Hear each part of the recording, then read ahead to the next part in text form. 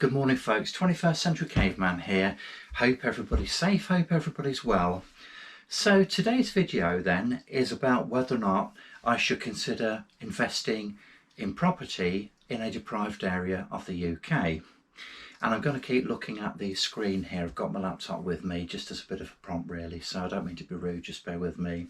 So basically today's video follows a recent conversation with a friend of mine who was talking about investing in deprived areas in the UK, and he mentioned Hull in particular. And basically he was telling me about a husband and wife, a couple who are both accountants. They also run a management agency where, you know, they deal with the rentals of property, etc. And they were apparently coaching people around, you know, this part of the country, trying to persuade them to invest in property. And, you know, the fact that they run a property management company might be the clue here, okay. But anyway, so far so good, you know, there's nothing really wrong with that, is there? Nothing wrong with a bit of marketing. And anyway, he was saying basically all you have to do, get yourself an interest-only mortgage so that you're not paying off any of the capital, you're just paying off the interest on the loan. That will mean that your monthly costs are reduced significantly, and basically you're making more profit per month. And obviously also the interest rates are very low at the moment. And basically the theory behind this scheme is houses in this area are so cheap, typically they're between £50,000 and £60,000, and you can get £500 monthly rental income from them. Your costs are going to be about £300, you know, with your mortgage and other associated costs. So you're making £200 a month, and over a 12-month period that equates to £2,400. So over 5 years you made yourself 12 grand. Anyway, I was asking him about the sort of upfront cost, because a scheme like this will involve a buy-to-let mortgage, and with a buy-to-let mortgage you need to put down a pretty hefty deposit, normally about 20% as a minimum. And he was saying basically if you don't have that sort of money, all you need to do is just take out a loan. Once again, interest rates are low, so you've got two loans. One's your personal loan for the deposit, low interest rate. You've also got a low interest mortgage, and therefore basically job done. But that would effectively mean that you've got 100% borrowing on that property, wouldn't it? So basically it's job done then, isn't it? Or is it?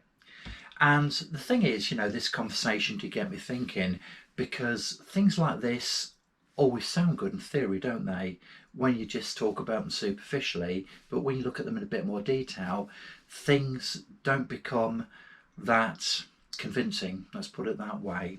So anyway, by way of background information, as a result of this discussion, I must make it clear that I'm not an accountant, I'm not a tax expert, so I don't have expertise in those areas. However, I have been a property landlord many times in the past. I've always been also back in the day, I was a mortgage broker and a financial advisor. So whilst I'm not an expert in any of these things, I feel that I've got a little bit of knowledge which enables me to make something of an informed decisions about this sort of thing.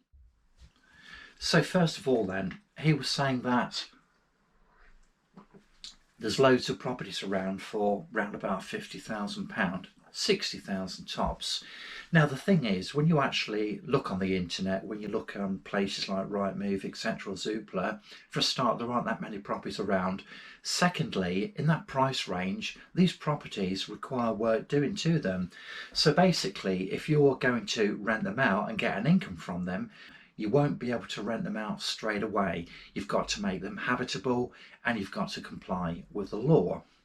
And basically you're going to have definite mandatory updates, such as making sure that your gas and electricity supply are, you know, completely up to date and compliant with current regulations. They may need a new bathroom, a new kitchen, they will need decorating, new carpets and all that good stuff, and of course they may need decorating. Now if we're charitable, let's say that they're going to cost you somewhere between £12,000 and £15,000, assuming of course there are no structural problems with the property, and then you're into big bucks, aren't you? So basically the reality check is You can't just snap up a cheap property for 50 grand, rent it out, and start getting the books coming in. It just ain't going to work. These properties will need work doing on them. You're going to have to spend money, and you will need that money up front. So, rental income then.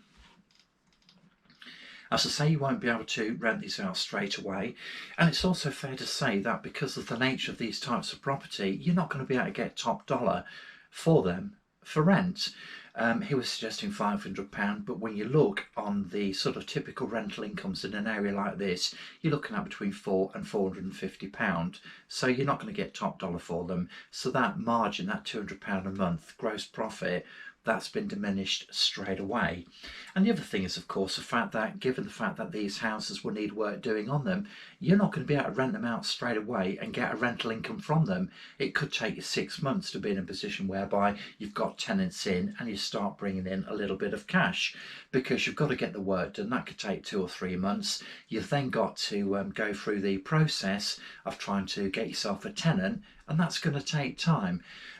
So yeah, and I think the other thing as well is the fact that it's all right saying that you're going to get an income of X amount of pounds per month, but that's assuming that you'll be renting out the property for every month of every year you have it, and it might actually be more prudent to work on the basis that you may actually only enjoy a 75 to 80% occupancy rates. So, there's even more issues here. So the reality check basically is the fact that it could take you 6 months just to get up and running and start getting some money coming in. So let's just turn to the mortgage for a minute, shall we? So as I've already mentioned, we're looking for a buy-to-let mortgage. Now, the reality is that buy-to-let mortgages they're certainly not anywhere near as available as they used to be. The other thing is the fact that you'll need at least a 20% deposit. I did a cursory review of the current mortgages available, so you will need a 20% deposit. If you manage to pick up a 50 grand property, you're looking at a deposit of 10 grand. If you go for an interest-only mortgage, then versus a repayment, you'll save yourself about £100 a month. And the other thing is, of course, is you don't just pick up a mortgage. There will be other fees associated with that. There might be arrangement fees, booking fees, and depending on how you get your mortgage, there might be some broker fees as well. I'd also like to address the issue made about getting a loan for the deposit. Now, this is pie in the sky, because if you first of all, if you don't actually have some money up front to do work on the property, and you don't have enough money for a deposit, basically this isn't even going to get off the starter line, is it? Now the thing is, even if you could get a deposit which will be equivalent to the deposit for a property, it will mean that you will have a credit check that will be registered straight away, and basically this will adversely affect your credit score. If you have a credit check and you get a loan, your credit score is going to go down. And once it becomes known when you apply for your mortgage that you've actually got yourself a recent personal loan, and even if you try and conceal the fact that you're using it for a deposit, basically guess what? You ain't going to get a mortgage, because it will become clear as a pikestaff to the lender that you are seeking to borrow 100% for this property.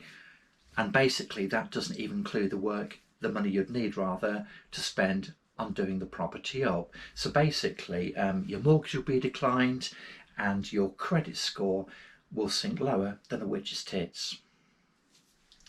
So in terms of the initial costs then, well, for a start you're going to need renovation work to be done. That's going to be about 12 grand, so let's be conservative. You will need your conveyancing costs and your disbursements, so we can round it up to £1,000. There may also be a mortgage booking fee or an arrangement fee. I've had a look at typical buy-to-let mortgages currently available, and you're looking at a minimum of 750 quid. And also, if you decide to go for a home buyers report, in other words, a decent survey, you're looking at about 450 quid. I accept the fact that that's optional, but the fact is that if you are new to this sort of thing, and given the conversation which I had with this friend of mine, this wasn't an area of investment that he was familiar with. So basically, if you just rely on a basic valuation mortgage, you're going to get screwed. There'll be lots and lots of unpleasant surprises. you know, a bit further down the line. So basically, oh yes, and the other thing is, of course, that when you're in a position where you've actually able to get a tenant in order to actually find that tenant, you will need to find a tenant fee, unless you're going to do all this yourself, which I would strongly suggest isn't a good idea. Then that's going to cost you a one-off fee of 450 quid. And when I say 450 quid, that's for every tenant you get into that property. So basically, before you even sweep the place with a broom, you're going to be forking out 14,650 quid. So straight away, things are not that attractive, are they? In terms of rental income then. So you ain't going to bring in a full amount of rental income per month straight from the off. It could take you 6 months, and if you work on the basis that you're going to get £450 a month over 6 months, you'll earn yourself £2,700. Let's now have a look at typical monthly costs as a landlord, because this suggested £200 profit, it's not profit at all. There are going to be lots of other costs which will eat into that, which will basically, you know, really diminish that figure considerably. So for a start, you're going to have your mortgage rate, so that's going to be about 200 quid. You're going to have a management fee, which is 10% of the monthly income, which is going to be £48, including VAT. You're going to have landlord's insurance of 20 quid. If you don't, you're stupid. There will need to be buildings insurance, we'll call that 15 quid. You'll need to have insurance for your boiling and your central heating. That's going to set you back about 15 quid a month. And, you know, basically your minimum monthly costs, they're going to be about 98 to £100. So if you look at, say, 200 quid for your mortgage, another £100 for your additional costs, that's where your 300 quid comes from. So that is actually reliable. So basically, if you take away your monthly rental income, 450 quid, less the 300 quid outgoings, you're making a gross monthly profit of 150 quid. But don't forget, you're still going to have to pay tax on this. It could also take many years for these sorts of areas to be regenerated before you can actually start making a decent capital gain on your property. Worst case scenario, your prices tank, and then you're in, you know, deep problems, aren't you? So basically, I think the best case scenario is that if you, for a start, you cannot rely on an income from properties like this straight from the off unless you buy them cash. Your best case scenario is that these sorts of properties increase significantly in value over a short period of time, and you make a capital gain.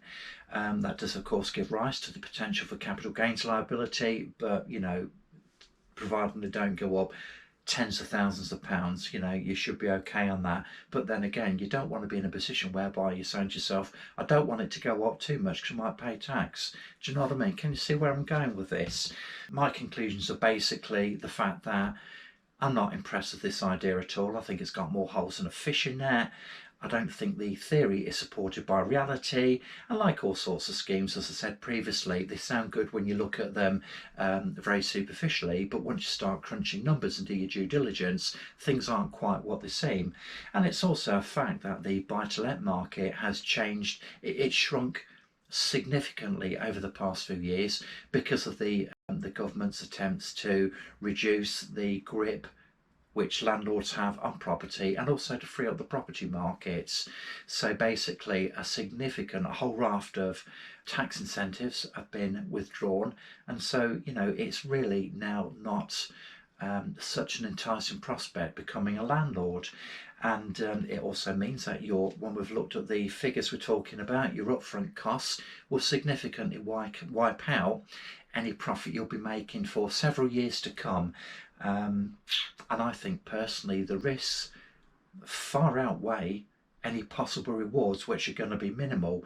And when you look at your monthly earnings, what little profit you're going to be making, and that's gross profit, again, you probably make more money just getting yourself a paper round. So, you know, I think this is a very poor idea, and as I say, I would suggest that people who are considering schemes like this exercise a lot of caution. Thanks for watching.